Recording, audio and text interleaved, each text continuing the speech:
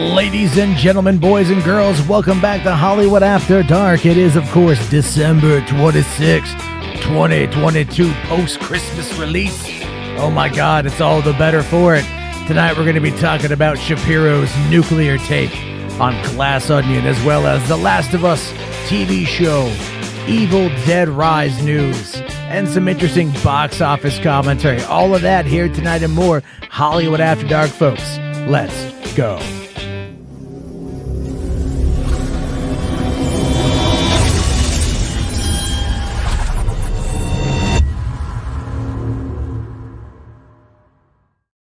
Hey, what's going on, everybody? How you guys doing? Welcome to the party. Welcome to the show. I hope everything is running smooth. I was having some issues getting going. And even now, StreamYard is showing me only having one bar of freaking six. I just feel like I can't win these last couple of days. I just can't win, unfortunately. But there's a lot to talk to. There's a lot going on. I can't even believe this. Yeah, sorry, Keji. I know I'm a little bit behind, man. Tech problems, what can I say? Tech problems are tech problems. They happen. You have to kind of roll with the punches. Sometimes they work well, sometimes they don't. But here we are in a weird environment, guys. There's a lot to talk about, a lot of funny things to talk about there. I see we got our first super chat of the night. Garrick for 5 says, ever notice how a lot of these conservatives, Shapiro, Lauren Chen, Dave Cullen, Sargon, etc., have garbage takes on pop culture? So here's the thing. I've never met Ben Shapiro, but I do know Lauren Chen. I have met Dave Cullen. And I know Sargon. I've met them on multiple occasions, with the exception of Dave Cullen. One of the reasons why they have got such bad takes on pop culture, one of the reasons why all of these people have very bad takes on pop culture, has everything to do with the fact that they aren't creative in that particular regard, right? You have your left brain and you have your right brain. A lot of these guys are literally just left brain. All right. They don't see past the edge of their own nose. They don't understand what it means to create. They don't know anything. I don't even want to say that they're logic driven, because a lot of the crap that they say isn't even logical. A lot of the crap they say is stupid. It's all just buzzwords. It's all ridiculous nonsense. It doesn't have any kind of actual, what's the word I want to use here? It doesn't actually have any kind of oomph to it whatsoever. You know what I mean? It's just like, okay, it's just more crap. And that's what they do, guys. That's exactly how they operate. That's unfortunately what we're going to get out of them. We're not going to get anything good because they don't know what it means to create. They don't know what it means to actually do anything. And that's actually one of the reasons why, when it comes to dealing with the chuds, when it comes to dealing with these kind of individuals, you're like never, ever going to get solid takes out of them, because they don't understand what it means to actually do anything of value. Which is why I'll be honest with you, I got into it today. It might lead to something. It might not. I don't know. Some friends of mine had commented on Star Trek, and I had responded to them on Twitter. And I'm like, what's funny is that Star Trek is kind of the epitome of wokeness. I'm paraphrasing my point, but I'm like, Star Trek is kind of the epitome of wokeness. It's all about social progression, right? It's all about social progression, social progress. There's no religion. There's no money. Everyone has healthcare. Everyone has a job. It's very much kind of like a socialist utopia. But all these right-wingers, right? All of these boomers, all of these guys that, they completely fundamentally lost, I think, what Gene Roddenberry wanted to say. So I responded to that. And then Robert Meyer Burnett responded to my friends, and he was like, oh no, Star Trek is all about social progressiveness, but it's all about being there together and blah, blah, blah. I had just woken up from a nap, and I wasn't feeling any of his bullshit. And you guys should know, if you come here enough, I talk a lot of shit about Robert Meyer Burnett. I criticize him for the company that he keeps. Okay. And so so what I did is I went to his Instagram and I found that photo of him with Chris Gore and Gary from Nerdrotic. And I just went back and I said, this you? And I called him a sellout, amongst other things. I called him a sellout. Ooh, he did not take that lightly, guys. He did not take that lightly at all, and wanted me to come on his live stream to debate him at some point in time. And I will absolutely do it. I'll try to get him over here, smaller audience. I don't want him to lose to his crowd. You know what I mean? But maybe we get something going on.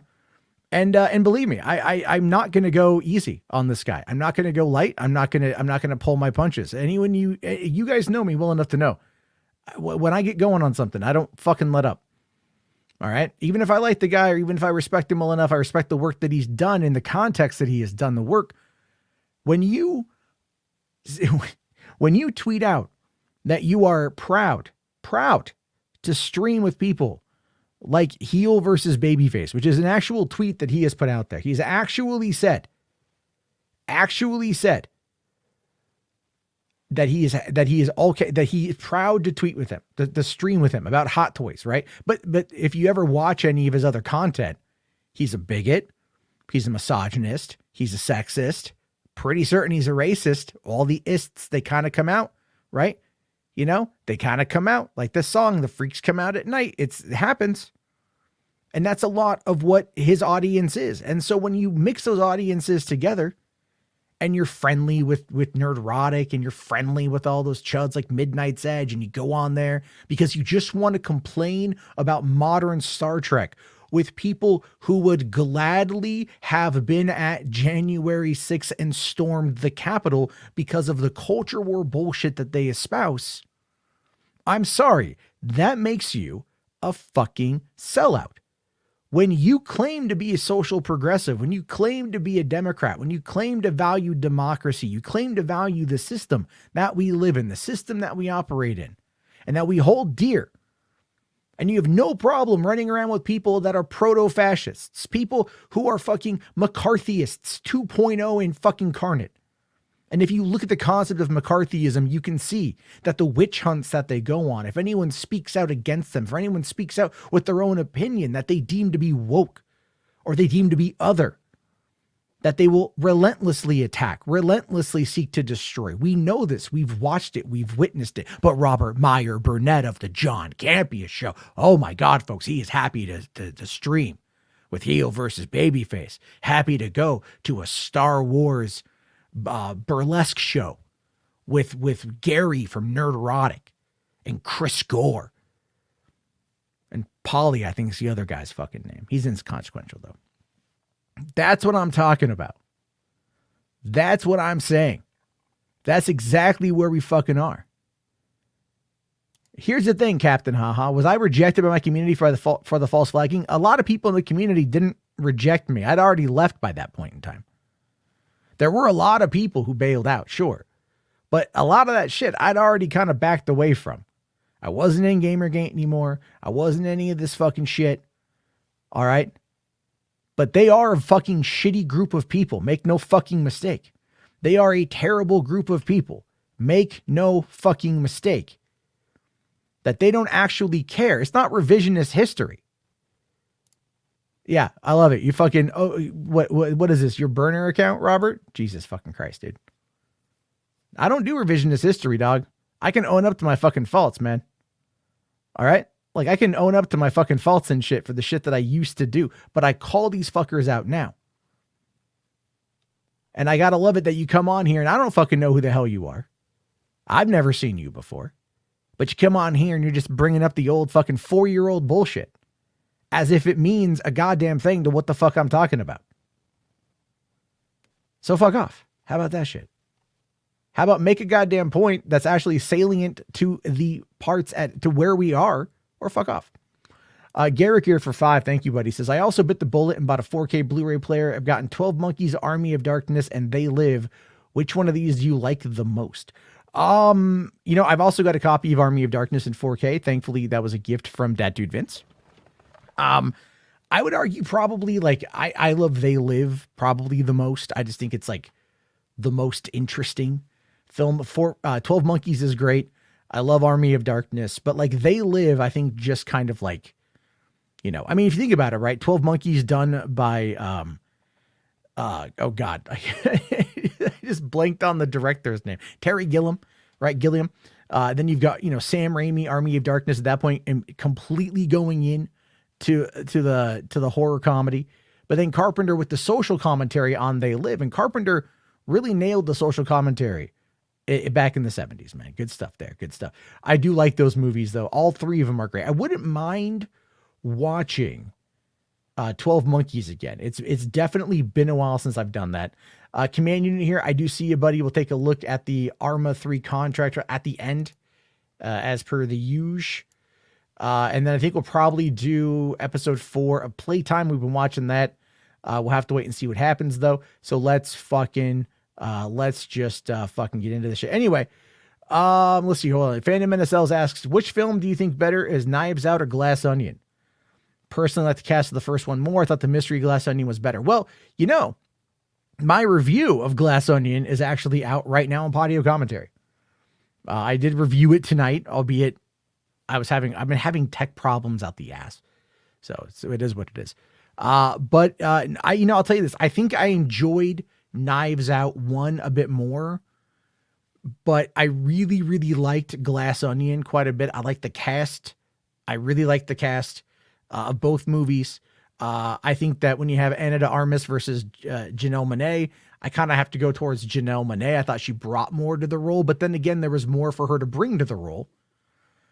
I asked at the end of that if I should do a patio commentary on it, because also one of the reasons I'm a little bit behind tonight, not every reason, but I was actually I just finished up recording the patio commentary on Violent Night. And I'll be dropping that tomorrow, actually. Probably after I'm done streaming tonight, I'll be able to finish up the audio. All right. And so I really, really, really enjoy Violent Night. Had a lot of fun talking about it. I think it clocks in at just about 38 minutes for the whole thing. And so, yeah, that's going to be up here pretty soon. So as soon as we're done with that, you guys check out Patio Commentary. Here, I'll drop the link real quick there. So you guys can go and check that out. Really appreciate that.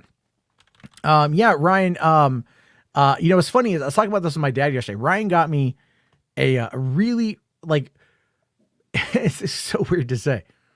Like, I think my family doesn't know what to get me for birthdays. They don't know. Like, cause I buy it. If I want a movie, I go and I buy it. If I want a game, I go and I buy it. Like they know I like movies and stuff, but it's like, they don't really know what to get me. So it's always kind of like, it feels kind of always surface level to an extent. Got to give credit to Ryan. Ryan should be like YouTubers' personal shoppers. And family members should hire Ryan to like do shopping for gifts. Cause Ryan sent me a few books yesterday that I opened up yesterday. One of them was Rebel Without a Crew, Robert Rodriguez, which is one that I read back when I was in film school. It was kind of like our Bible back then. Such a great book. There was a book on the anatomy of horror. I know that's not the direct title of it, but it's about horror movies and what makes them great. I'm very much looking forward to reading that because I love horror movies. And then he got me the You've Got Red on You, which is the making of Shaun of the Dead. And I adore Shaun of the Dead. I still have my Shaun of the Dead I Got Wood t-shirt from when I saw the early advanced screening of it in September 2004. It's hanging up in my closet right now next to my Hot Fuzz t-shirt and World's End t-shirt, which I am very much hoping one day, if they ever come to Seattle, to get Nick Frost, Simon Pegg, and Edgar Wright to sign all 3 shirts so then I can have them pressed and I can have them framed and put up on my wall. But I've been holding on to this collection since I got the 2 shirts at a Cornetto Trilogy screening. I got a Hot Fuzz and an At World's End shirt at a Cornetto Trilogy screening back in the summer of 2013. So it's been 9 years. I've been holding on to this, and I very, very, very much want it. Very excited. Anyway, Ryan, just the gifts were amazing, dude. Thank you. I know I'm gushing about it, but no, really, thank you so much for that. Cause that really, that understands me on a level that I feel like even my family has trouble getting sometimes. And I appreciate that. Thank you, sir. So, the ladder scene from Violent Night, dude, the whole movie, the ladder scene was great. Yeah. I do talk a bit about that in the whole thing. So thank you very much for that one there. And then Command Unit here for 2 says, as an accelerationist, I value passion the most. I think you have to have passion for everything that you do. You know what I mean? Like, and that's part of the issue when it comes to like anything people create online. There's so much of it now that's done without passion. It's done for the sake of doing it. It's done for the sake of being easy. And I fall into that trap all the time myself. Actually, it was so funny today. I was trying to think of like concepts I could talk about, like individual videos I could talk about. So I went on to Chat GPT and I just asked it like, hey, what is the cultural what is it? Like what I say, cultural impact of Avatar. I just asked it that, and it went through this whole thing about what Avatar achieved, stuff I never even really like put a lot of thought in. So I was just asking all these follow-up questions and doing some side research myself about like what Cameron was going for with Avatar and what the impact of Avatar was. And I'm like, this is a really cool concept for a video.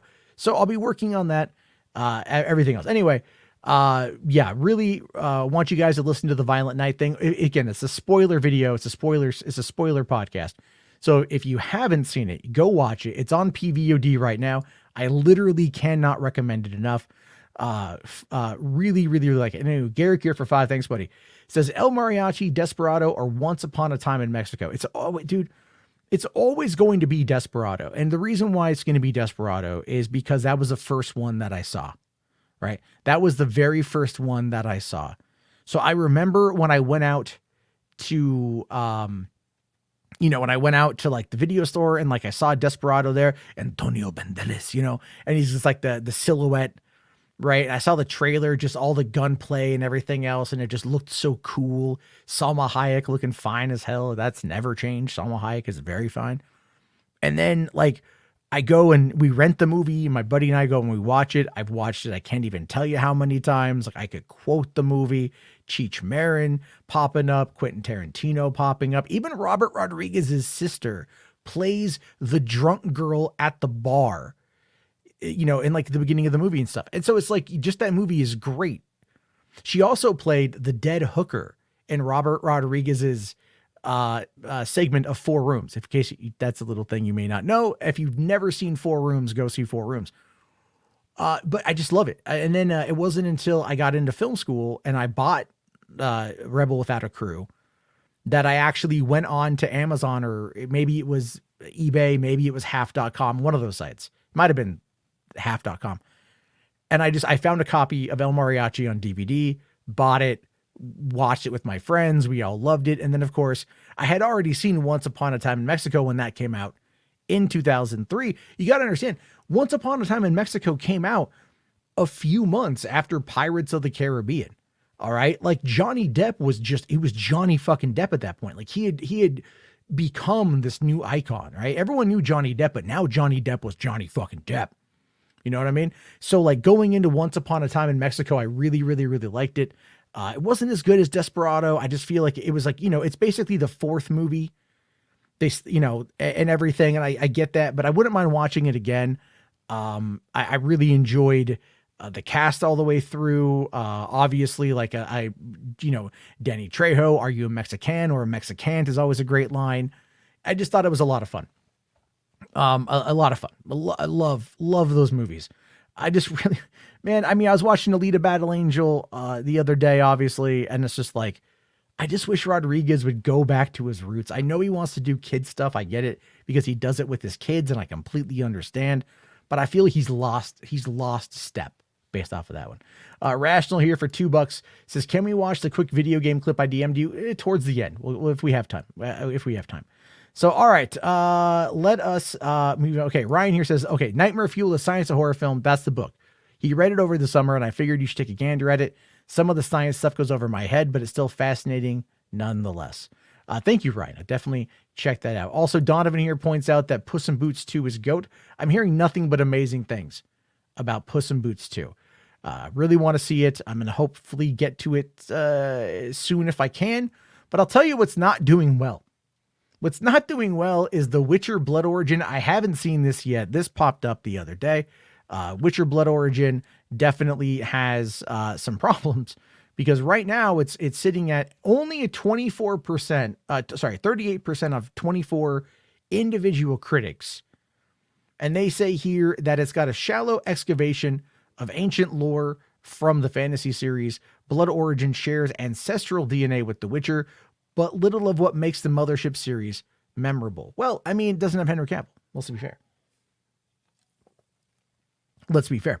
Donovan here says Witcher is dead at Netflix. That's maybe not entirely true. All right. Like maybe that's not entirely true. And I say that because it all depends on how many people watch. Critical consensus means very little. You have an audience score here, only 1,300 people giving it an 8%. clearly that has been review bombed. That like you can never really trust the audience score with Rotten Tomatoes. I'm sorry, because there's no verification. All right. Like, there's no verification on that shit. So that's something you have to consider. There's something you really, really, really have to consider on that one. I'm going to start checking out the show this week. I started playing The Witcher 3 again. I just killed the Griffin last night, so I'm still in the first like phase of that game. And I'm looking forward to diving back into it more tonight before I go to bed. So yeah, I'll probably dive in and check this one out. I know it's not going to be as good as the other stuff. I'm not even too sure what they're going for with this, to be honest with you. But when I saw, The Witcher Nightmare of the Wolf, the animated movie a couple years ago, I really enjoyed that. So I like it when they expand upon the lore. With any luck, it will be something worth talking about. Maladin here says, I just finished the Blood Origin today. It's okay, but I feel like it was too short, both the episodes and runtime.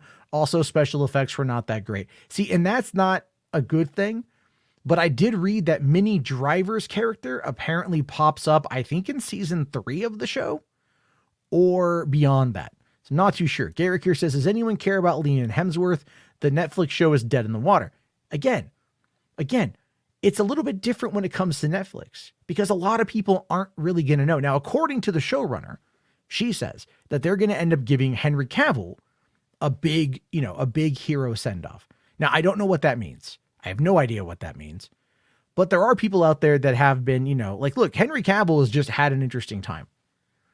And I feel like a lot of people out there are going to be kind of holding on to what they want versus what is. And I understand that, but I also feel like you should go into practically everything and do your best to look at it, with fresh eyes and give your honest take on it. It's one of the reasons why I really I don't ever put faith into reviews like this.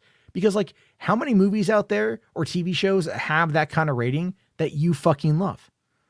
I just saw this pop up on Discussing Film. Thought it'd be interesting to talk about because a lot of people clearly 227 quote tweets, a lot of 500,000 views on the tweet.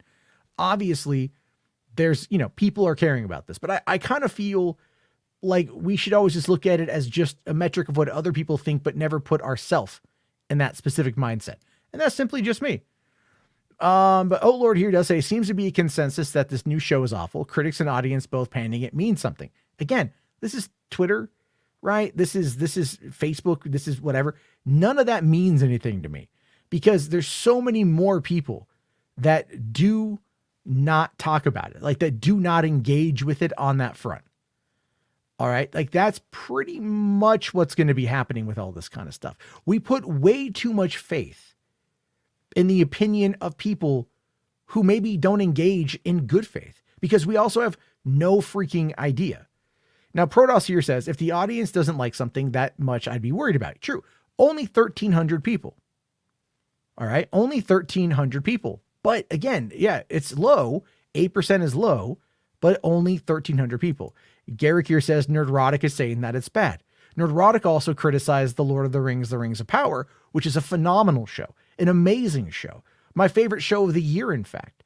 So I could give two shits what Nerdrotic says. He can take his opinion. He can roll it up in a blunt made of his fucking shitty ass weird meth-infused beard hair and cram it right up his pee hole.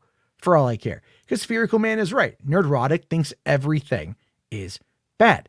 Here's the reason why he thinks everything is bad. Because he gets fucking money when he says things are bad, because that kind of audience score is something he can use as a weapon, as a cudgel, as a way to beat down on a property he has no care about.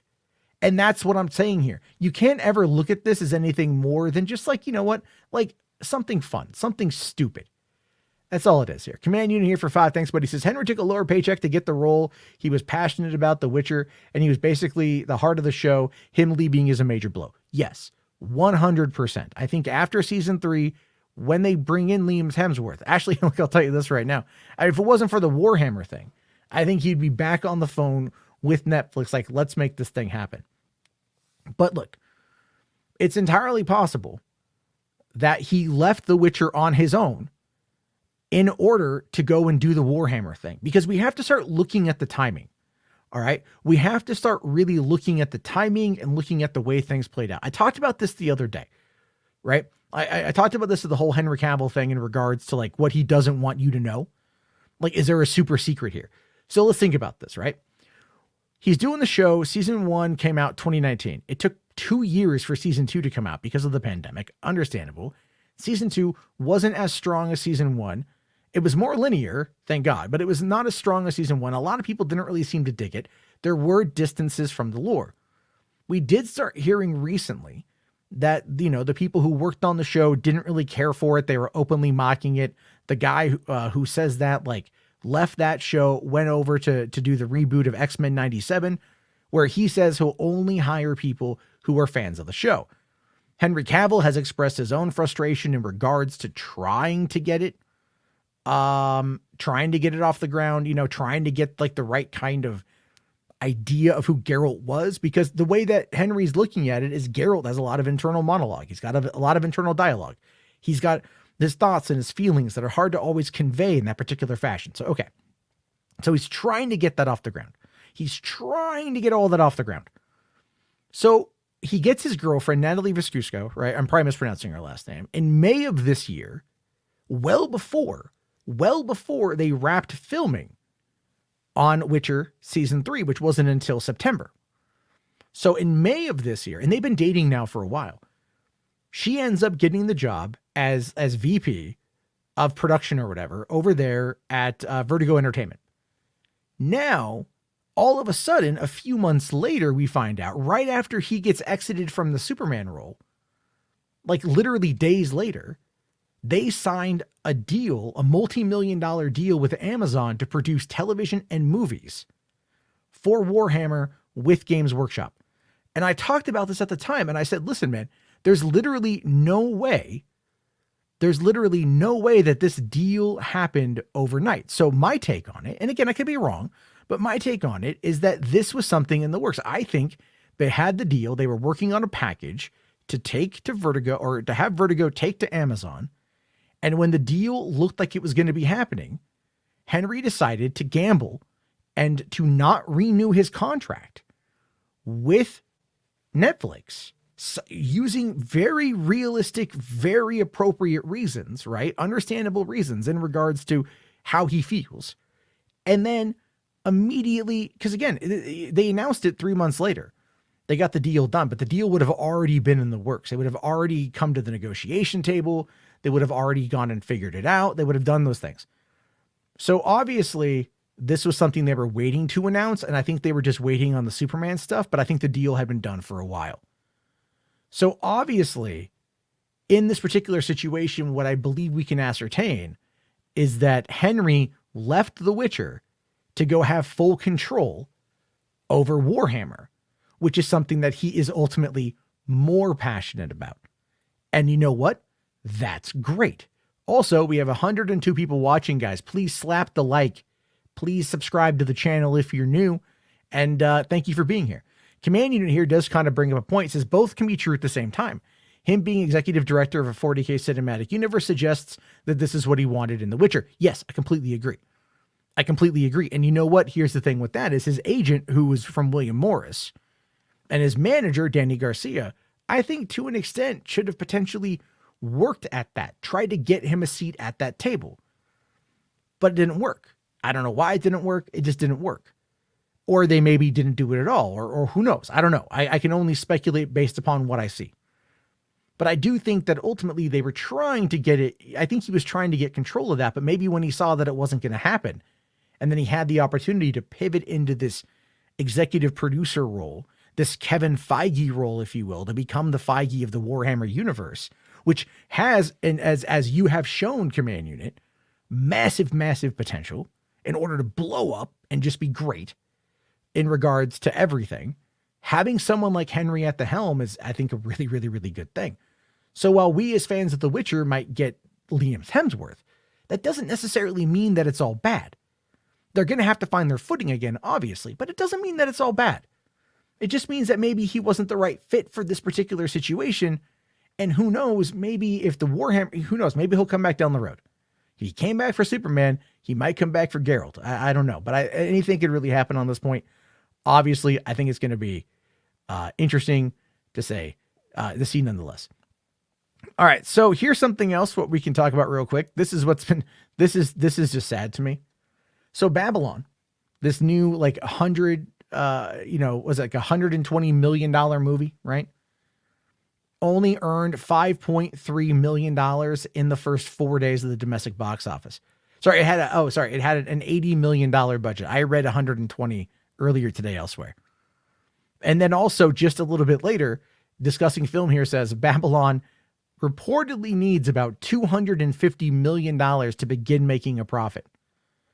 Now, why did this happen? Why did Babylon crash and burn like this, right? Why do you think Babylon ultimately found itself in this position? I mean, look at this. You've got Brad Pitt, you've got Margot Robbie, you've got Tobey Maguire, Damien, what's his name? Chazelle? I don't know his last name, right? But you got the guy from La La Land, that was robbed from Best Picture, right? He's got this follow-up movie about the golden age of Hollywood. And it's a movie literally about sucking Hollywood's dick. All right. It's literally a movie about sucking Hollywood's dick.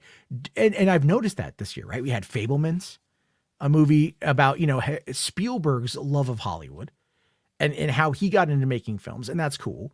And you have Babylon, which is more of a garish approach to it. Not so much a personal film, but like about a particular time. And I'm wondering if movie-going audiences simply just don't care about the art of filmmaking anymore or the history of filmmaking. And you got to look at it like this, right? The general audiences are not necessarily into movies like this. Now, I don't know if it's good. I don't know if it's bad. I know the reviews are kind of crazy. I do agree with H-Barts here when he says that they need to actually promote these movies. But what is it? They do promote them, but it's like, okay, I'll tell you this. I read an article. Actually, I saw tweets. I saw tweets from one guy who works from Cinema Blend. He's a Gen Z reporter, and he said that the marketing team for Babylon tried to go after Gen Z audiences with Babylon on TikTok, and it just failed terribly. And I saw one of the clips that they had used, and it was bad. And he's like, look, to market to Gen Z, you need someone who's Gen Z, right? I'm a millennial, Gen X, Gen Y, millennial. That's kind of where I'm at. I'm not a Gen Zer. We operate entirely differently in regards to how things are marketed to us. And we all know it at this point. So in this particular situation, we can see here that they just failed to capture the imagination and the attention of the younger demographic and the older educated audiences that would normally go to these things, right? Because look, when you have your art house cinema and you see that a movie does really well, $150,000 on average per theater, playing in 400 theaters, nationwide, little art house cinema sort of thing. Those are movies that are generally gone to by older, white, educated people. That is the demographic. And we're wondering why these art house movies are kind of dying, because the older, educated, white moviegoer is educated and they don't want to risk COVID. Or in the case of this last weekend, guess what? They don't want to risk a once-in-a-generation snowstorm that pummeled the East Coast. Hell, it shut down everything here in Washington for a day. So it can hit things like that, and it does have a problem. So that's kind of where Babylon, I believe, got hit the most for this one. But at the same time, I do agree with Chan Talks More Movies here, saying at Christmas time when families go out and not single adults, there's that too. And plus Avatar is absolutely dominating. It really is. And actually I do go into a tangent about Avatar 2 when I talk about Violent Night for Patio commentary. I bring up the fact that Avatar 2 has a lot of the same themes from the first Avatar, slightly expanded. And that actually works better for it rather than going a full out, a world expansion. They just move from one terrain to another, handle the same kind of enemies, but the internal conflicts still have their space. And that's kind of where people like those kind of movies, and Avatar 2 is really resonating with audiences. Which we'll talk about that here in a second. But another movie that's done okay is Black Panther Wakanda Forever has now officially crossed over the $800 million worldwide box office. Now, I could have sworn, even though this came out 3 weeks before Avatar, and it had all those weeks to itself, just like Black Adam had 3 weeks before Black Panther, I thought this thing was going to crack a bill, right? Going into it, I thought, man, it's going to be like Fast fucking 7, right? Paul, you know, oh God, I can't think of the name right now, right? For some reason, I can think of the name, right? But anyway, the guy from Fast and Furious is dead, unfortunately. They finish up his character in Fast and Furious 7, and the movie goes on to do $1 billion. Now, people sit there and might go, but The Rock was in it. No. The Rock was in it for like 5 fucking minutes, so spare me the bullshit. It was all about the ending of Paul Walker. That's it. I don't know why I spaced. But the ending of Paul Walker's story. And the movie was good. The movie had compelling villains. The movie had great action set pieces. The movie was fun to watch. It was definitely a culmination of everything, with a very bittersweet finale and a nice send-off that actually made people cry. Black Panther Wakanda Forever is a movie that was rushed to get done while people were in the grieving process. And I agree with H-Barts here. It needed Chadwick, or it needed another Black Panther that wasn't Shuri. Perp Minded here says they also didn't kill off Paul Walker's character. That is true. That is true. They didn't. And now if the rumors are true that they're bringing him back for like the last movie, I'm like, oh my God, don't even, no, I'll get so mad at that. Paul Walker's death like physically bothered me for like weeks after he died. Just the way it happened. And I saw the footage. Do I know Chadwick is dead? Yes, Anthony. Thank you, Captain Obvious. Really, really appreciate the astute observation there. Wonderful detective work. Have you watched Knives Out yet? Knives Out 2? Do you know? Were you able to figure it out precisely down to the end? What happened? You should, with your deduction skills. Holy shit, amazing. What I'm talking about here, though, is that yes, Chadwick was gone. They should have recast T'Challa. I think now more than ever they see that they wanted to give the cast and the crew the ability to grieve, and that's completely understandable. The movie was not great. I walked out of that movie going, I only need to see this once. There's really nothing to come back to, because if you look at Avatar: The Way of Water and Black Panther: Wakanda Forever, the final battle sequences are a militarily superior force battling blue fucking water smurfs, right? Blue water smurfs.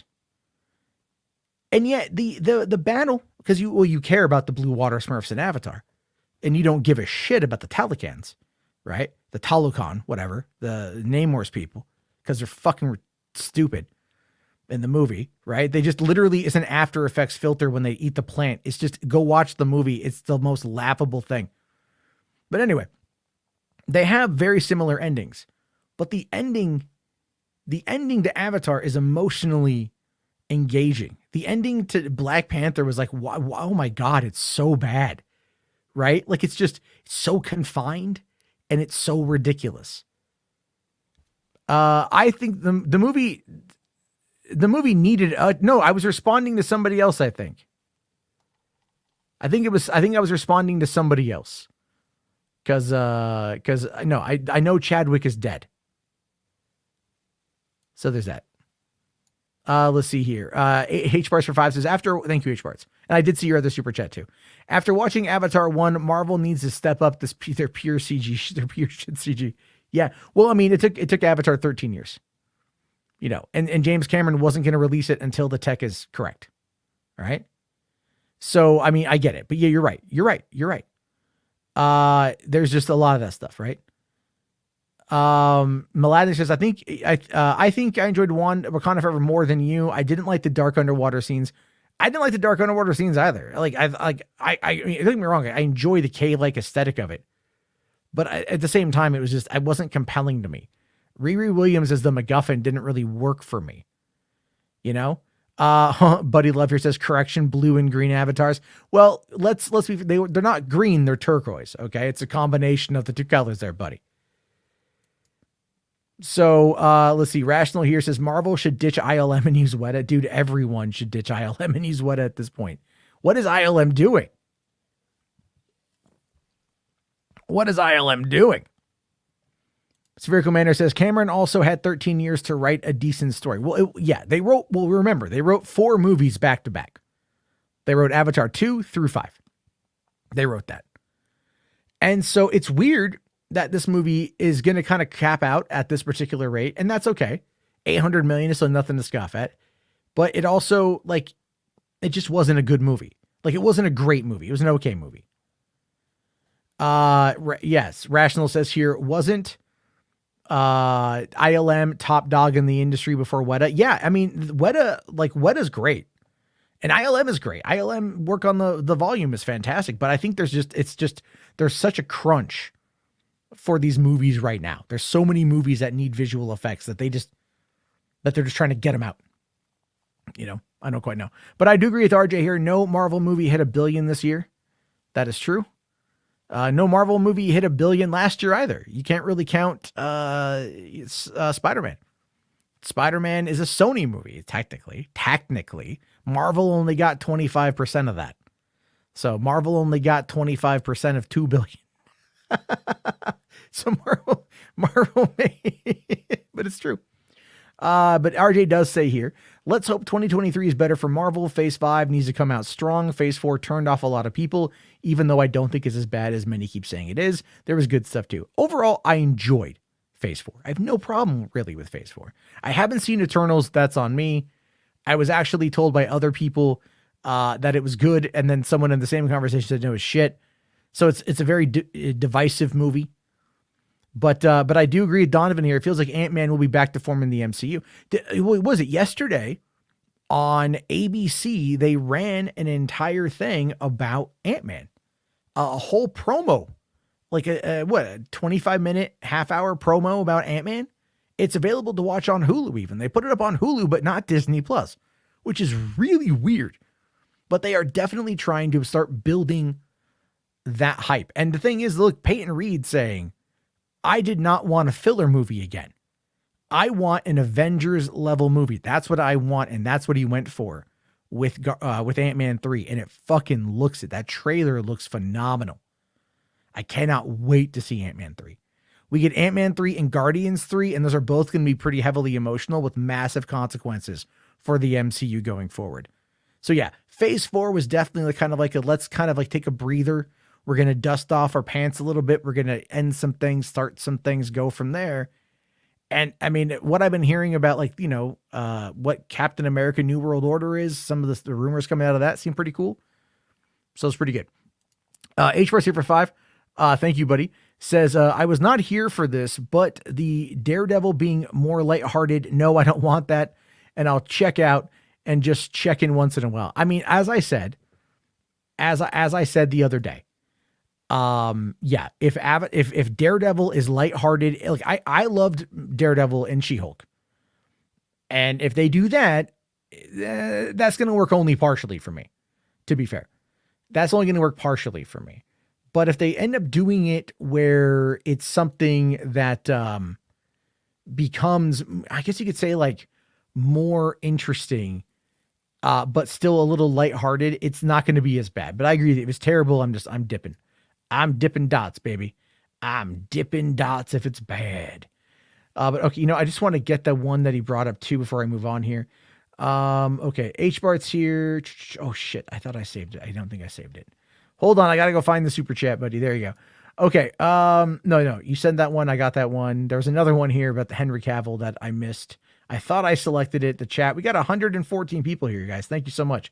Okay, there we go. Going back to the Witcher conversation real quick, HBart's here says, I don't see it surviving without Cavill. Season was a shit show. I get that people out there didn't quite care for the season. I didn't have a problem with it, but I get it. And again, I understand that adaptations are a gigantic issue. So there's all that. Now, I just hope Daredevil is pretty good. But speaking of funny in an interesting way.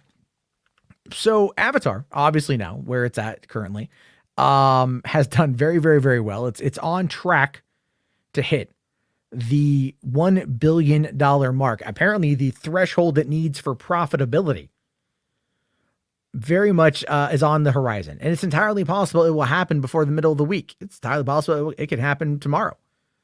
Yesterday, it was reported that Avatar: The Way of Water had passed $800 million worldwide on December 25th, 2022. Today, 24 hours later, it was reported that Avatar had passed $900 million worldwide. Right? $900 million worldwide in 24 hours. So that means it's gone up 100 million in 24 hours. Right? Which is actually like really amazing. That is done so well. You have to just give a lot of credit to that. People have been, as we're starting to see the snowstorm start to kind of lessen up, and as the warmer temperatures roll in, and as people get ready to go back out, they're going to go to the theater. It's a family thing. Christmas might be over. People still want to go see the movie. They're going to go see the goddamn movie. $97 million of what this movie has earned has been in IMAX. 97. I thought it would have been more, to be honest with you, but it's done very, very, very well. Done very, very, very well. Command Unit here with 5. Thanks, buddy. Says Smurfs regularly use guerrilla tactics against their enemies in the cartoon show. That is, yes. Yeah. Smurfs really fucked up Gargamel quite a bit. They went in there, they beat the shit out of that cat-loving freak. But the cat, I like the cat. I'm not gonna lie. Okay, thank you for that, buddy. And then H Price here also for 5. Thank you. Says Daredevil needs to be TVMA. He can be lighthearted in team ups. Sorry, RJ, but some stuff in the MCU needs to be R-rated or adult. Now, in RJ's mind, he doesn't think anything needs to be R-rated. He thinks everything should be like Teletubbies. He told me personally. He'll deny it. But it's true. But I'm actually with H Barts on this one. I really am. I really feel like when we talk about this, it's one of those things that it needs to be a bit heavier on the cream, if you know what I'm saying. Rationally for $2 agrees. Daredevil, Blade, Punisher need to be for adults. Yes, because they are adult comics. They are adult comics. They need to be for adults. I'm sorry. I'm going to say it. You know what? Ageism is a thing. Yeah, Azrael. I know. I just forgot. It's been a long day. I've been with my 3-year-old all day. It's crazy. Chan talks movies more movies, saying here, I work at a theater. I can tell people only really want the 3D or big price formats, and standard is okay, but that's not what the people want for Avatar. No, and that's exactly the point. And that's why the movie will have legs. The movie will carry itself all the way to fucking Ant-Man 3. All right. Like it will carry itself to Ant-Man 3. Not a problem. Will it do 2 billion? I don't know. Will it do 1.5 billion? I see it doing 1.5, maybe 1.8, but I do think again, with the fact that there's another one coming in 2 years, and that one apparently is balls to the wall crazy, there should be a lot there that will bring the audiences back, provided we don't have a snowstorm. But the movies are going to do well. The movies are going to do very, very, very well. Speaking of something, I'm not too sure if it's going to do well or not. I'm just being honest on this one here, guys. Like, what the fuck is Naughty Dog doing? This is not what people want to hear a couple days away from the release of the show. So according to this interview in GameSpot, it says here, The Last of Us TV show is scaling back the violence, says Naughty Dog's Neil Druckmann. Only essential violence is making the cut in the HBO adaptation. All right. I think The Last of Us it's like one of my all-time favorite games. I love the story. The game is darkly violent. And I get that the show is going to have a lot of human drama, and that the human drama is going to take center stage, as it should.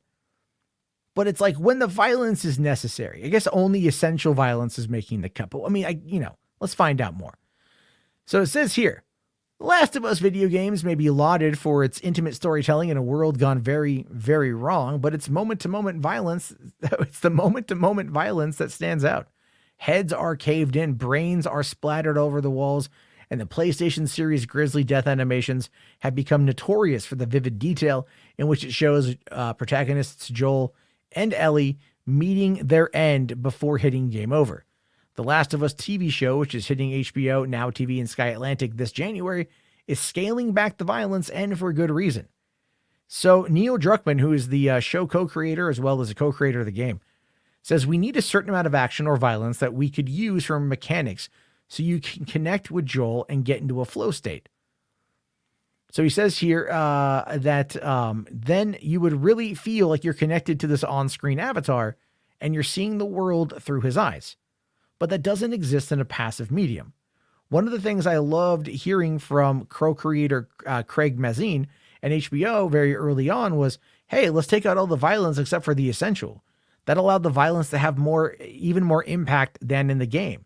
Because when you hold on showing a threat and you're seeing people's reactions to a threat, that makes it scarier. And when we do reveal the infected and the clickers, you get to see what brought down humanity and why everyone is so scared. I'm cool with that. All right. Like, I'm cool with that. I agree with RJ here. You don't need Joel blowing everyone's heads off in every fight scene. It can be violent as fuck when it matters the most for maximum impact. I need to see how it's executed though. First, I don't think it's going to be executed in any problematic way. If you've seen Chernobyl, you know, showrunner Craig Mazin is going to do a good job. It's not going to be a problem. But right now, this may not be how they want to argue it, how they want to structure it, how they want to put it together. Another thing that came up today, outside of showing a few images here, there's more images that came out, but these are just some of the ones I grabbed. They did say that the pilot episode is going to be 85 minutes long. So it's going to be right there at an hour and a half. Now, I have a thought about that. I have a thought about what that means. What that means is we're going to see the fall of humanity in that hour and a half. It's not going to start the way the game started. It's not going to start with Joel and Sarah running for their lives and then Sarah dying a few minutes in to kick it off. They are going to build that relationship. We're going to get probably the first 90 minutes of that show are probably going to mostly be about Joel and Sarah's relationship. And that is going to be, her death will probably end the first episode. Then it will happen in the second episode. Again, my take will be Ellie and Riley's story, showcasing how Ellie found out that she is immune to the bite. Now, James here, by the way, what's up, James, says, oh, are we not going to see the infected or clickers until the last episode? I think we're going to see them, but that is not going to be the primary, the primary showing for the first probably couple episodes.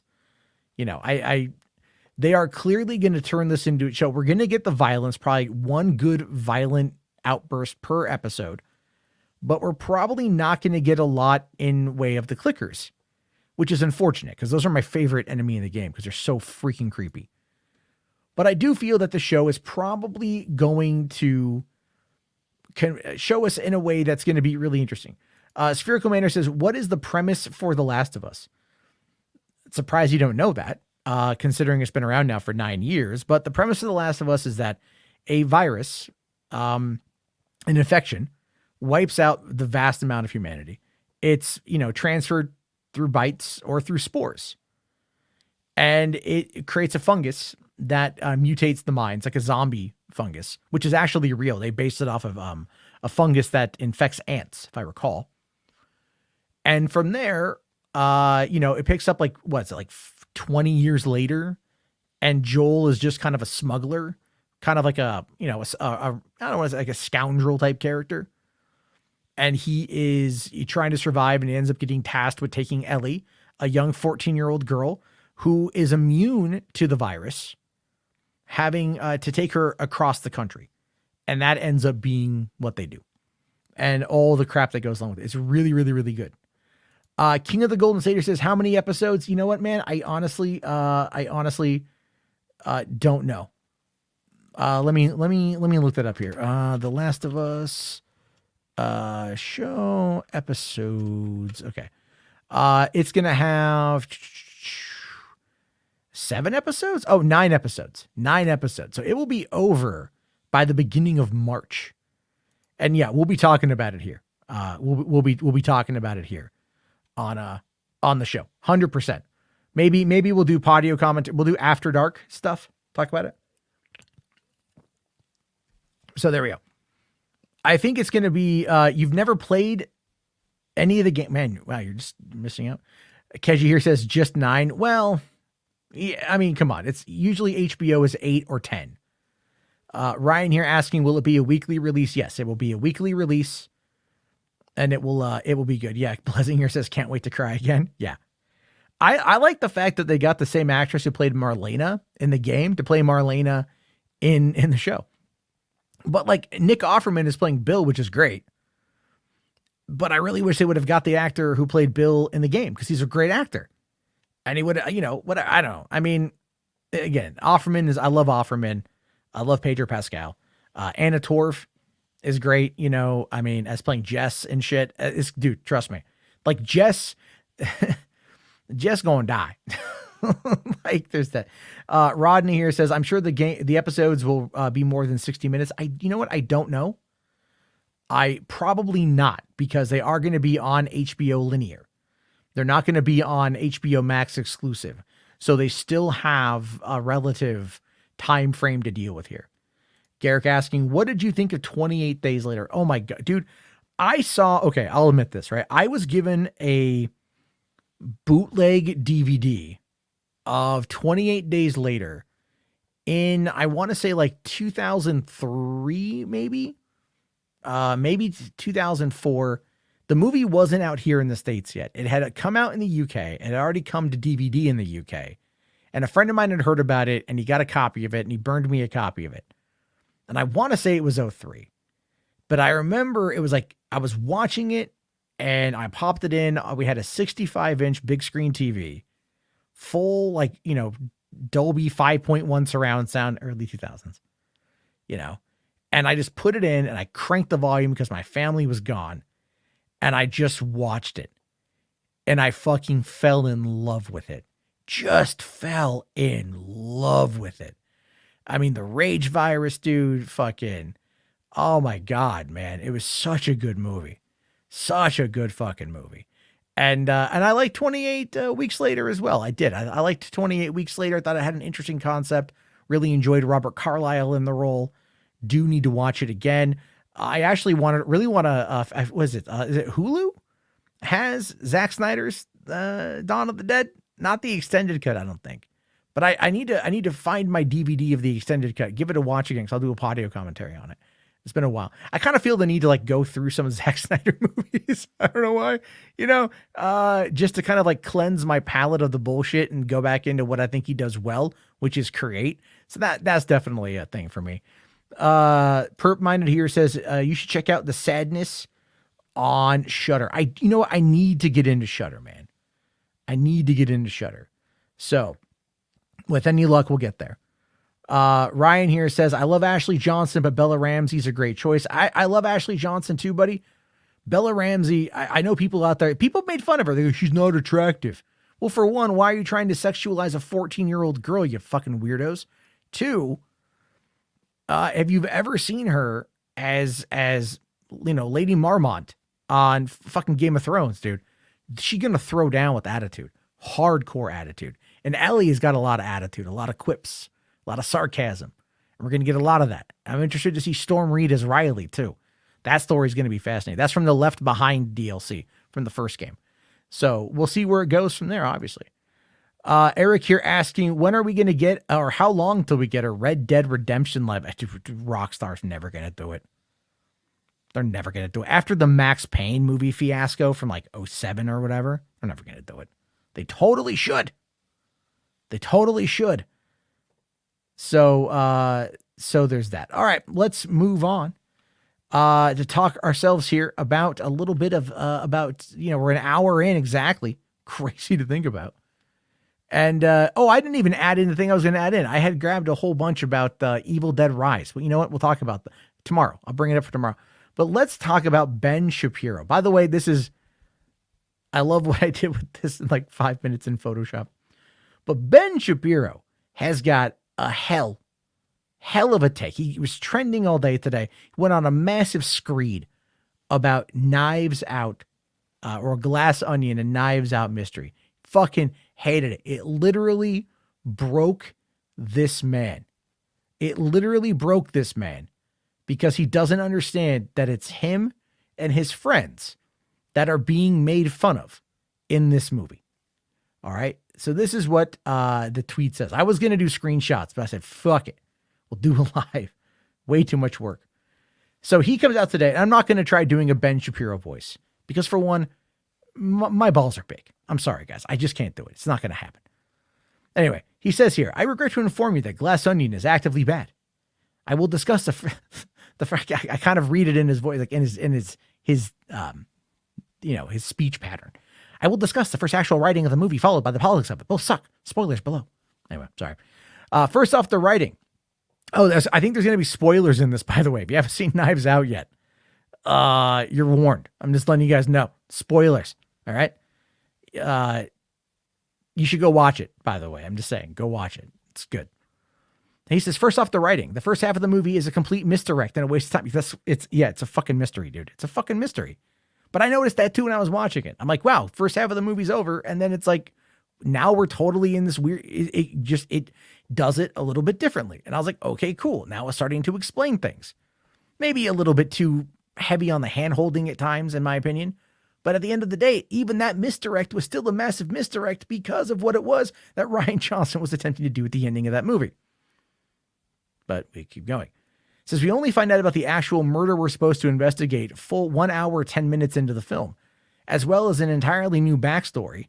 Miles never invited Blanc, and Andy has a twin sister masquerading as her. We're actively deceived by the writer. Again, it's a mystery. But it's a mystery that Blanc is in on. He is there to solve a mystery, but he's also there to act as an agent of chaos to an extent in order to flush out the truth of Helen's death or of Andy's death. That's why he's there. That's what he's doing. So again, it's kind of like, yes, we, the audience, were taken for a bit of a ride until the curtain was pulled back and we got the first reveal an hour and 10 minutes into the movie. And it's like, oh shit. Okay, cool. We could talk about this. Now he says, why the misdirect? Because the story itself is in the purest forms of incredible laziness. It relies on not one, not two, but three bad writing tropes: an identical twin, a comprehensive journal, and a moron of a murderer. He really didn't pay attention. Holy shit. Having an identical twin is one that does happen in some of these things. But in many instances, like if we look at, like, let's say the Prince and the Pauper type approach, you could almost argue that that was something that was taken. Andy being a multi-billionaire co-founder of a massive Google-like company, and her twin sister is a school teacher out of Alabama. So the Prince and the Pauper.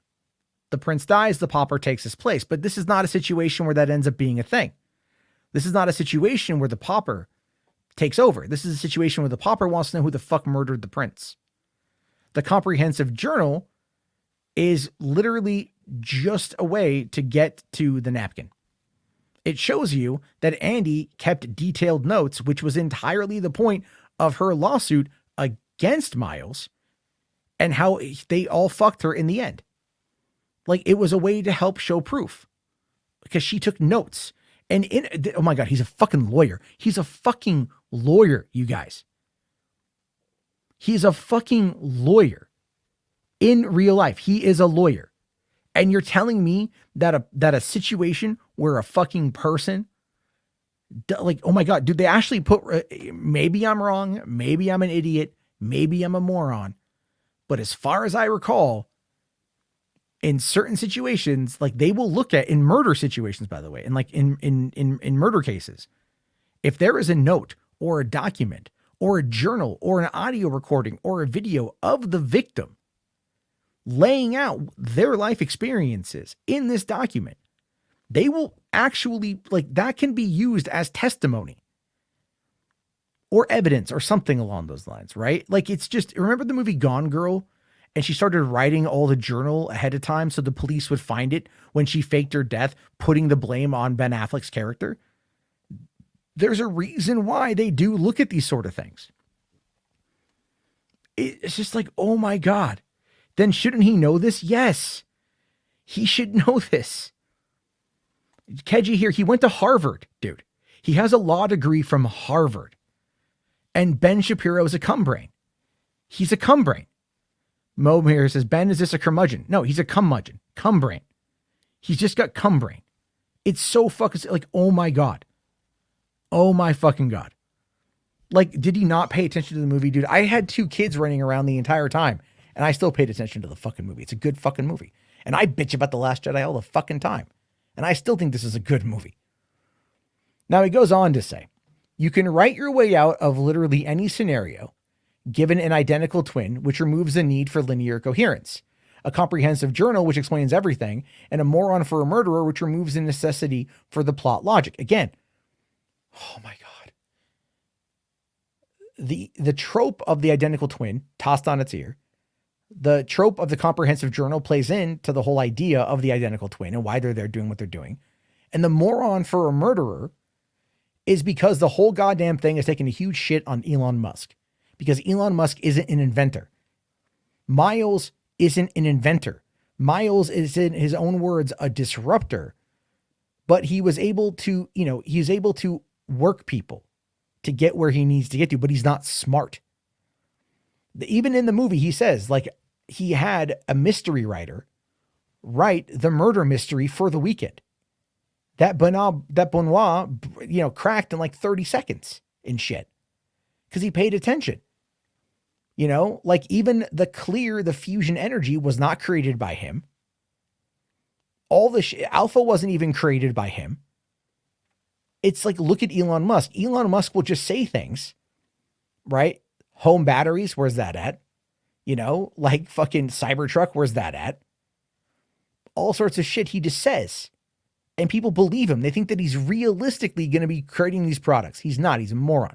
As I said in my review of the movie, he got literally trolled into spending $44 billion to buy Twitter. To which case he had to take out loans from the Saudis and other people in order to be able to afford the $44 billion. And as a result, he's lost like half of his fucking wealth.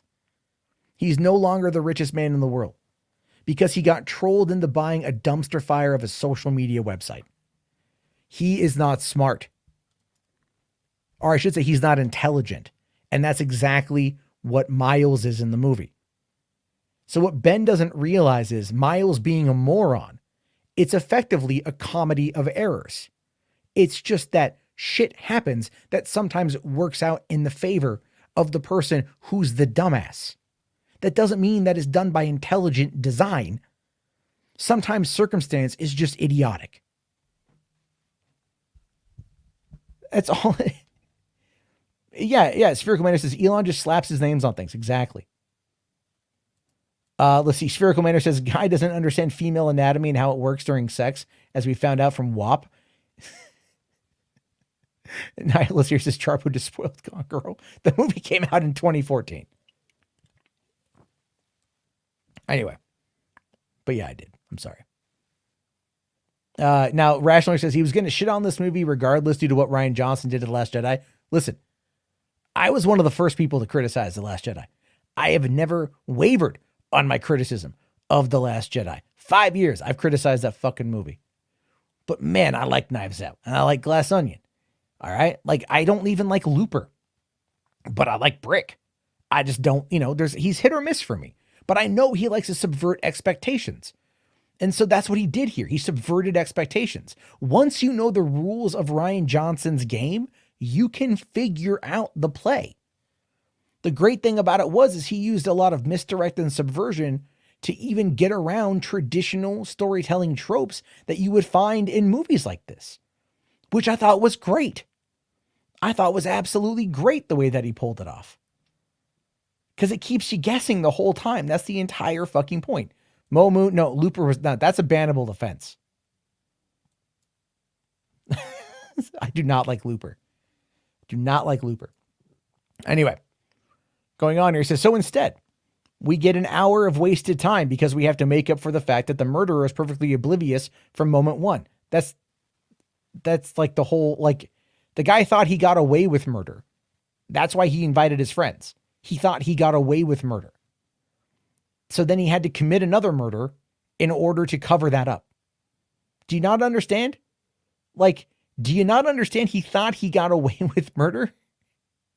Which is why he got cocky, and then he got fucked, and then he fucked up again? Anyway, Rian Johnson actually knows this. That's why by the end, he is telling the audience via Blanc that everything Miles Braun did is dumb. Like, read the entire plot of the film. This is the lazy writer's way out. You know what you've written is bad, so you just say it's bad. And hey, look, now you're clever and cynical. For more on this and many more of Johnson's giant failures, check out this excellent review from Film Colossus. Who wrote this here? By some guy named Chris over at filmcolossus.com. I've never heard of Chris Lambert. Who is this guy? He did movie analysis at 23 years old. His primary, I don't have it up on the screen, but his primary focus on this website, filmcolossus.com, is explaining movie endings, narrative construction, and how movies connect to the psychology of our day-to-day lives. Oh my God. Oh my God. If Ben Shapiro is absolutely like sucking this guy's fucking balls over this shit, you know what, man? You know what? I'm sorry. No. But now we get into the politics of it, right? Now we get into the politics about the movie. Rian Johnson's politics is as lazy as his writing. His take on the universe is that Elon Musk is bad and stupid man, and that anyone who likes him in media, politics, or tech is being paid off by him. It's not that anyone who likes him. It's that his inner circle who he needed because he needs to have people around him he needs to have people around him who feel like they need him.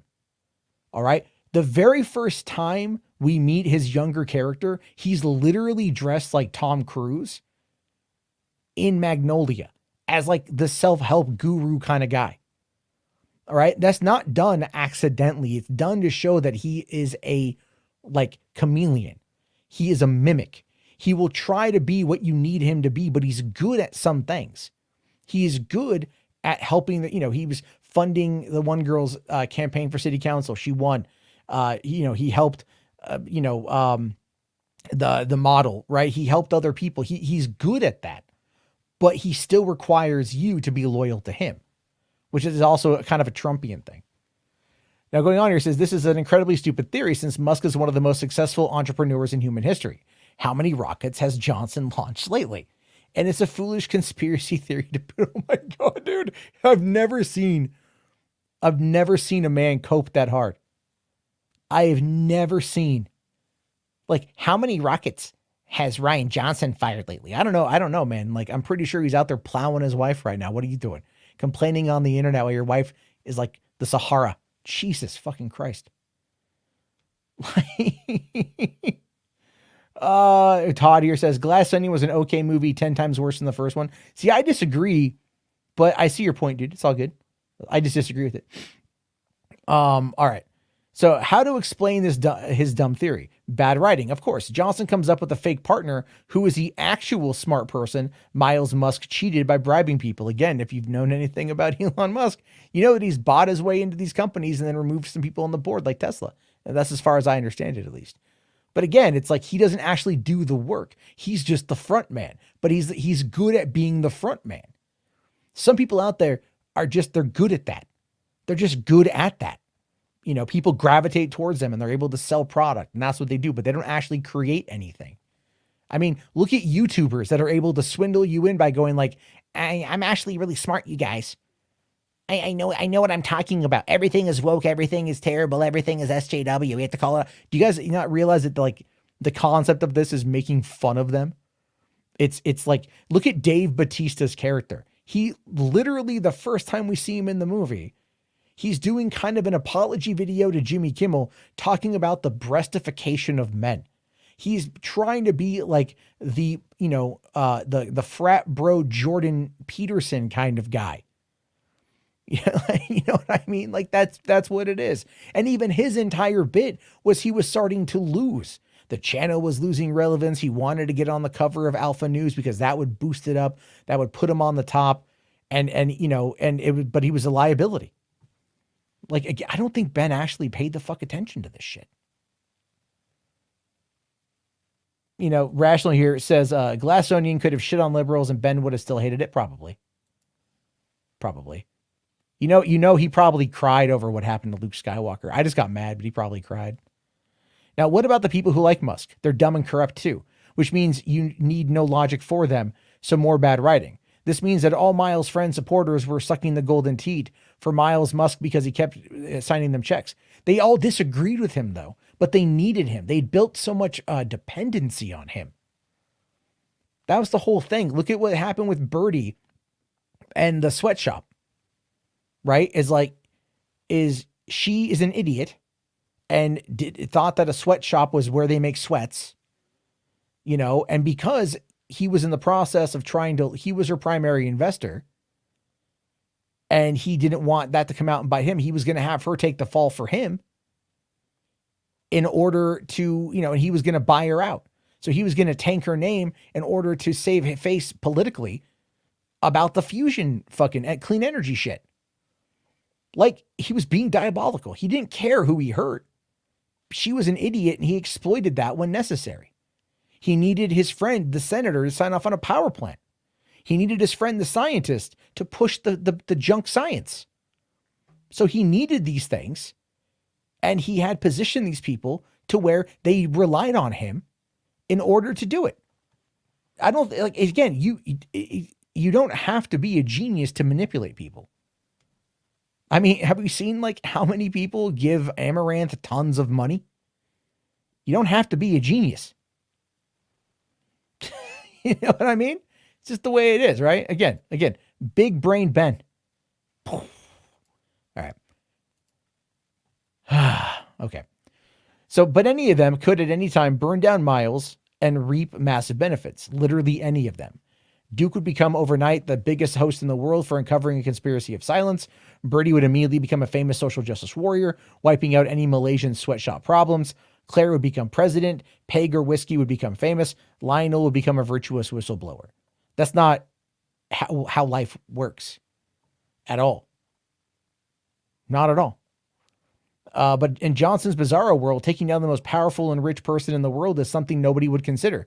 Weird, since he just made a $40 million movie trying to do just that. Was it the budget of Glass Onion was only $40 million? That seems low. That seems low. Let me take a look here. Wow, $40 million. Dude, Netflix paid like $450 million for Knives Out 2 and 3. And they made that on a $40 million budget. Dude, Rian Johnson is fucking loaded.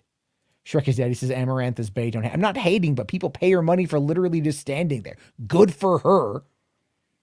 Good for her. But I'm just saying, it's like, it doesn't take much to manipulate men when you got them boobies jiggling around. All right. $40 million. It makes sense. It's a small cast in a very isolated environment, and they shot very practically. Man, hey, listen, that's a great use of 40 million. Violent Night had a budget of 20 million. But here's the thing, Netflix pays all that money up front. So if the budget was only 40 million, what did they pay the actors? Because I guarantee the actors cost more than 40 million. Anyway, which brings us to the final irony. Rian Johnson is being paid $100 million to make 2 of these movies. So he is a rich, famous person writing stupid mysteries, pretending to be smart. He is Miles, not Blanc, and that's the dirty secret. Now listen, do I feel that Benoit Blanc is not as clever in this movie as he was in the last movie? I do. But that is also in part the game. That is also in part how they framed it, how they put it together. His acting like that was kind of meant to be a misdirect for not only him, but the audience. The audience thinking that he's not as smart as he thinks that he is because he's in over his head. When at the end of the day, we knew what they knew, and he was absolutely working the angle that he had to work in order to get what he needed. And it was really about, Helen and Helen's journey. It's like, again, go back and watch the first Knives Out. Ana de Armas was kind of the main character, right? Benoit Blanc was just there. but she was kind of the main character, trying to solve the murder and everything. This time around, he's still not the main character, right? He gets the highest billing. He probably gets the most amount of screen. We follow his perspective, but he's still not the main character. The main character is Helen trying to solve the murder of her sister. And at the end of the day, that's what they do. Yes, apparently I can apply to date Amaranth in real life. No, I'm good, dog. That's okay. Thank you, though. Appreciate it, but no, I'm all right. I don't need to, no shade on Amaranth. You know what I mean? She's got a crazy ass husband from what I remember seeing, in streams and stuff. So we're good. We good, dog. We good. We all right. We all right. We happy. We Gucci. Is that the term kids are using these days? We Gucci. Is that the term everyone's using? Oh my God. Fucking murder me. This is what we've come to, guys. We Gucci. But anyway, I just think this is one of the weirdest fucking takes that Ben Shapiro has had. This movie broke his brain. It absolutely it lit off a nuke in his brain. And he also, just by reading that, you could tell he wasn't paying attention to the movie. If anything, he was probably overanalyzing the movie, because he overanalyzes everything through the culture war lens, rather than actually looking at the fact that Elon Musk's wealth comes largely off of subsidies from the government. That's a lot of it. And that the educated older people are the ones who are buying Teslas, the ones who have jobs who can afford it.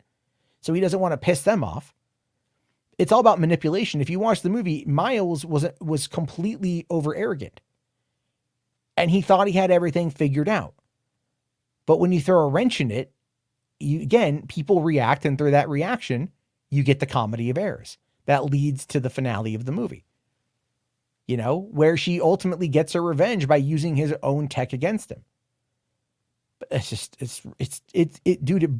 it hurts my brain to talk. It really does. It hurts my brain to talk about that. This is why I'm sorry. Look, if people who don't make movies I just don't think they understand them. I really don't think they understand them. I know that sounds elitist of me to say, and I don't mean it like that, but it's look at some of the commentary. It's I can criticize The Last Jedi for a number of reasons in regards to the story, but I have spoken very highly about the production design, the set design, the costumes. I think John Williams' score for that soundtrack is really, really good. Visually, it's amazing. It looks better than The Rise of Skywalker. I mean, it's a well-made movie. I just really don't like the story. But I can talk about the merits of what went into that made it. I can see why people like it. You know what I mean? It's and then if you want me to dive into the story and tear apart the story, that's not a problem too. I can easily dive through that beat for beat. That's not an issue. But I think it's looking at this here, this was just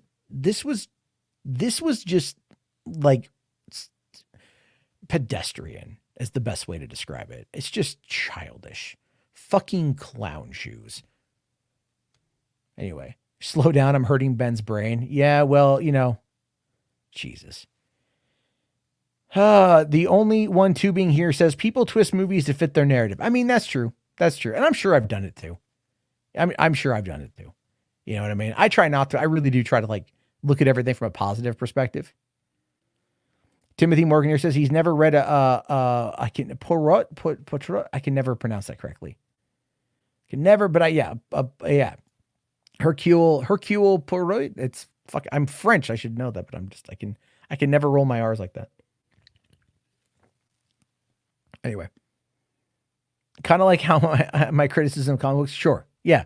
That's fine. I'll you know what, Mo? I'll own that, man. My surface level knowledge. All right. My surface level knowledge of comic books. All right. But there you go. You're right. It's not my medium. Right. I can give a hot take. Mostly I do it for laughs and shit. But yeah, you're right. You are 100% right. I would not come to me for a solid review of a comic book because I don't write in the medium. I've never made the medium. I don't engage with the medium enough. And I just have surface level takes. So I would probably not come to me for that. You know, for like a comic book movie is a different story, because now we're taking a pre-existing idea and adapting it into another pre-existing concept or medium. And there is something I can talk about. But in the other ways, yeah, I can fully admit that. I can fully acknowledge it. Music Man here says, you do it for the lols. I do it for the lols, man. I do it for the lols. I like the lol. Lolling is funny. And if you like the lol, check out patreon.com/Matt Jarbo. Ha ha ha. Help out. Seriously. Be good. Be great. Be Gucci, as the kids say these days. But anyway, that's what we got for today. What's what we got for today here. But I do agree that Rian Johnson does need to switch it up for Knives Out 3. I agree. And I'm hoping, he says he hasn't had an idea yet, but you know this bullshit. But hey, listen, man, I'll watch it again. It's a good movie. I liked it. But okay, here. So we're going to finish out the night by taking a look here at, this is 1 minute, 26 seconds of Arma 3 contract launch trailer. This is sponsored in part by Command Unit. So if you guys are, you know, some people dip out during this, which is fine. If you guys want to slap the like on your way out the door, tickle it a little bit, give it a little nudge, hit it to make Ben Shapiro cry. And then maybe he'll use his tears. I'm not going to say it. It's too mean. It's too mean. All right, let's check this out. All right, listen up. I got good news, bad news, and the biggest news of human history. This, gentlemen, is a first contact scenario. Intelligent life, Private. And I don't mean the sort you find every time you cross the state line. Contrary to whatever you might have heard, there's no playbook for this sort of situation.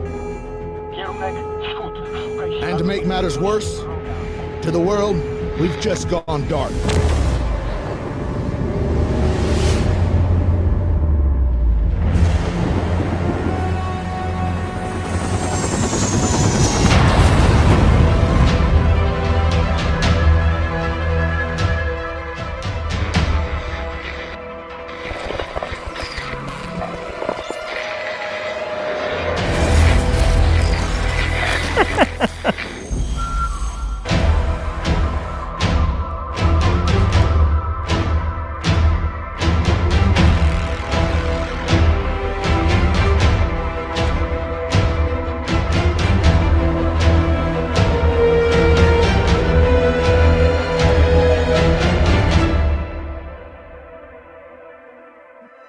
Well, that's interesting. Getting a good look at alien life. Alien life. It's like Matt Walsh got outsmarted by an anime fan. Pretty much. Yeah, I don't know if I want to. How long is that? A minute? All right, fine. We'll check it out. Well, it's just only a minute long. That's fine. It's a video game thing. Where's that at? Share screen.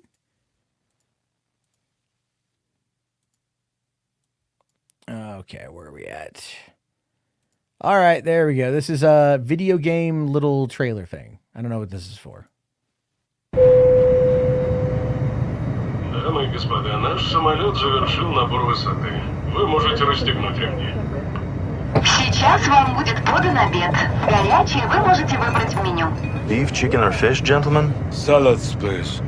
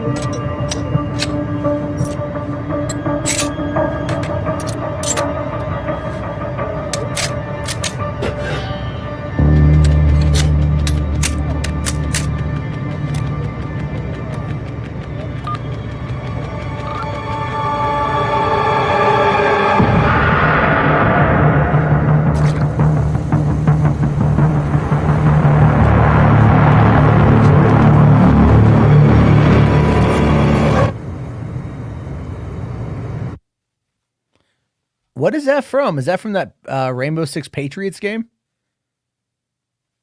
Yeah, like what is that from? No, not Hitman 3, the no Russian thing. What is that?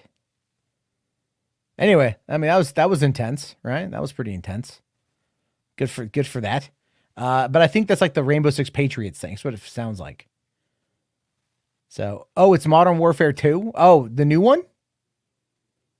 Oh, I didn't know. You should have told me. That's a spoiler, dude. Come on, man. That ain't cool.